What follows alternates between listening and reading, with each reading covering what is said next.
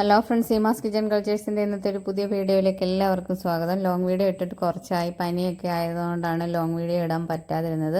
അപ്പോൾ ഇന്ന് അങ്ങനെ വലിയ പാചക റെസിപ്പി ആയിട്ടൊന്നുമല്ല. ഇന്ന് രാവിലെ മുതലുള്ള എൻ്റെ കുറച്ച് ജോലികളാണ്. രാവിലെ എണീറ്റ് നമ്മൾ ബ്രഹ്മ മുഹൂർത്ത വിളക്ക് കത്തിക്കാൻ തുടങ്ങിയിട്ടുണ്ട്. ഇപ്പം രണ്ടാമത്തെ ദിവസമാണ് ഞാനിത് കത്തിക്കുന്നത്. അപ്പോൾ നമ്മുടെ ചട്ടിവിളക്കുണ്ടല്ലോ, മൺചിര, അതിനകത്ത് നല്ലെണ്ണ ഒഴിച്ച് 5 ചട്ടിയിൽ ഇങ്ങനെ ബ്രാസിൻ്റെ ഒരു പ്ലേറ്റിൽ കത്തിച്ച് ഹാളി വെച്ചിട്ടുണ്ടായിരുന്നു. എന്നിട്ട് ഞാൻ പോയി ചായ ഇട്ടു.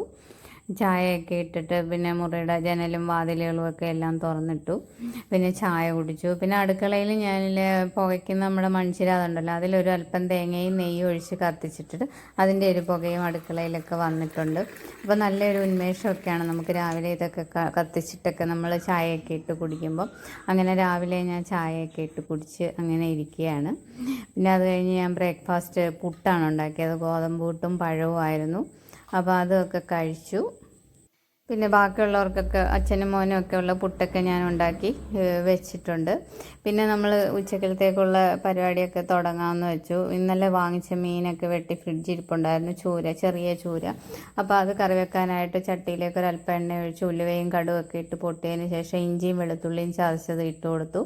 അതിനുശേഷം ഒരു സവാള അരിഞ്ഞതും കൂടെ ഇട്ട് കൊടുത്തിട്ടുണ്ട്.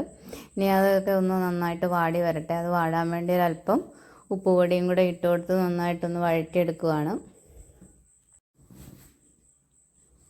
ഇനി അതിലേക്ക് നമ്മൾ ഉപ്പുപൊടി ചേർത്തിട്ട് ഒരു തക്കാളിയും കൂടെ ചേർത്ത് കൊടുക്കുകയാണ്.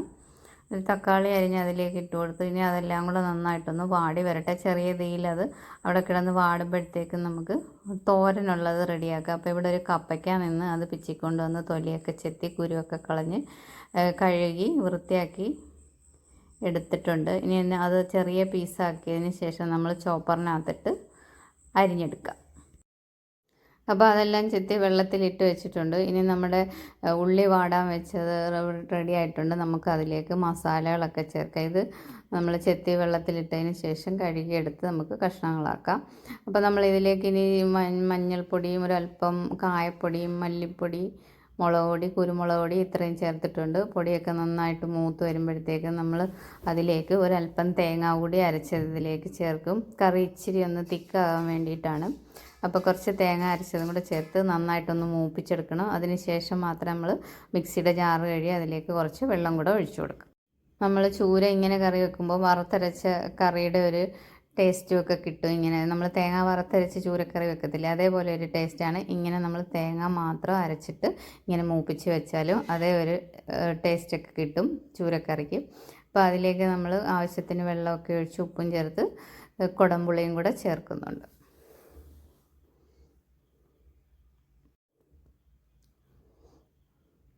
അപ്പോൾ അത് നന്നായിട്ടൊന്ന് തിളയ്ക്കട്ടെ. തിളച്ച് വരുമ്പോഴത്തേക്ക് നമുക്ക് മീനൊക്കെ ഇട്ട് കൊടുക്കാം.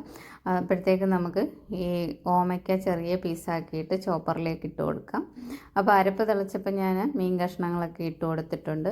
ഇനി ഇത് ചെറിയ കഷ്ണങ്ങളാക്കി വെക്കുകയാണ്. ഇനി അത് നമുക്ക് ചോപ്പറിലിട്ട് നമുക്ക് നല്ല കുഞ്ഞു കുഞ്ഞു പീസായിട്ട് കിട്ടും നമുക്ക് ചോപ്പറിലിടാമെങ്കിൽ.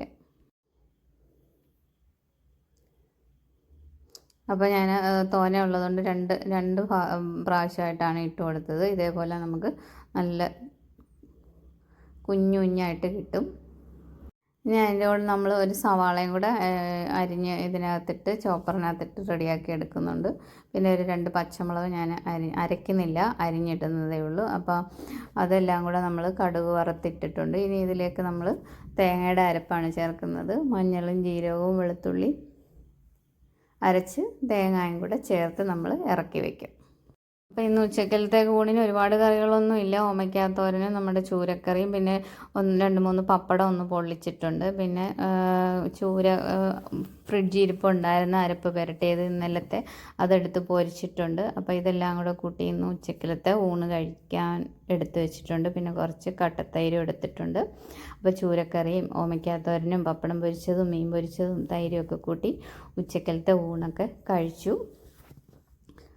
ഊണൊക്കെ കഴിച്ചതിന് ശേഷം കുറച്ച് നേരം വിശ്രമിച്ചതിന് ശേഷം പിന്നെ റൂമൊക്കെ തൂത്തുവാരി തുടച്ചു, മുറ്റമൊക്കെ വൃത്തിയാക്കി.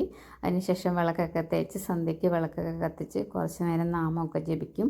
ഒരു 7:30-7:45 വരെയൊക്കെ ഞാൻ നാമം ജപിക്കും. ലളിതാ സഹസ്രനാമമൊക്കെ ജപിച്ചതിന് ശേഷം വിളക്കൊക്കെ അണച്ച് വെച്ചിട്ട് അകത്ത് കയറും. അപ്പോൾ ഇത്രയേ ഉള്ളൂ ഇന്നത്തെ എൻ്റെ സന്ധ്യ വരെയൊക്കെയുള്ള ജോലികൾ ഇത്രയൊക്കെ ഉള്ളൂ. ഇനി രാത്രി 8 മണി 8:30 ആകുമ്പോഴത്തേക്ക് ഫുഡൊക്കെ കഴിച്ച് അങ്ങനെ ടി വിയൊക്കെ കണ്ട് കുറച്ച് നേരം മൊബൈലൊക്കെ നോക്കിയൊക്കെ ഇരിക്കും. അപ്പോൾ ഇത്രയൊക്കെ ഉള്ളൂ. എല്ലാവർക്കും വീഡിയോ എൻ്റെ ഇഷ്ടപ്പെട്ടെങ്കിൽ സബ്സ്ക്രൈബ് ചെയ്യാനും ലൈക്ക് ചെയ്യാനൊന്നും മറക്കല്ലേ. Thank you.